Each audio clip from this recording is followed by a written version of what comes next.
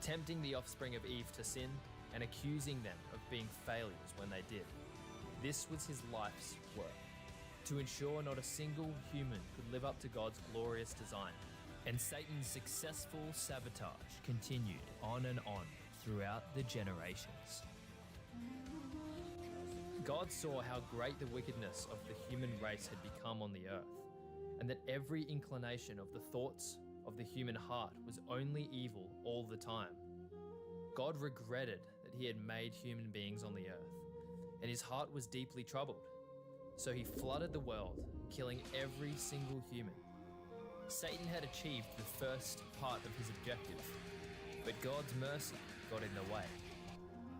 Yet again, God had shown undeserved mercy to humanity, and yet again, he relented from executing his justice by rightfully destroying them. Satan knew that if he kept up the efforts, someday soon God would have to annihilate humanity, until a certain man named Job offered a glimpse of hope for all of mankind.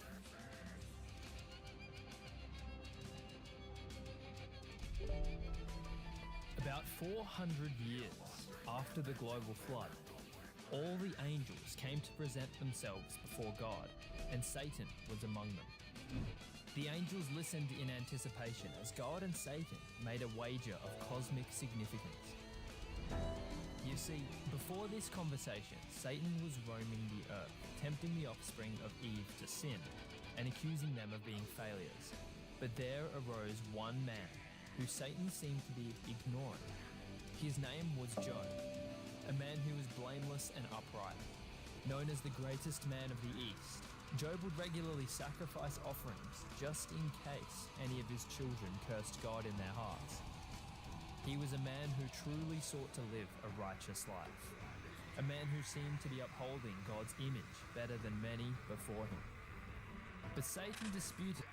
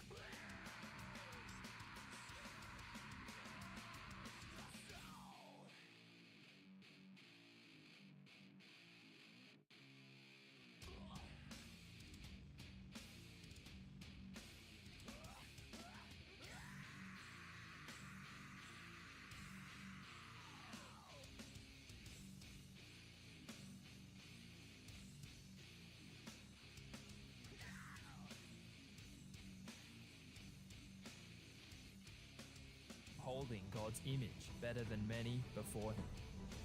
But Satan disputed the heart behind Job's righteousness. He was convinced that Job's faith was in the blessings God had given him, rather than in God himself. He stated that if God were to remove the blessings from Job, he would surely curse him to his face. God, willing to test his faith, agreed, and from that moment, Job fell into the hands of the devil. All his material possessions were destroyed.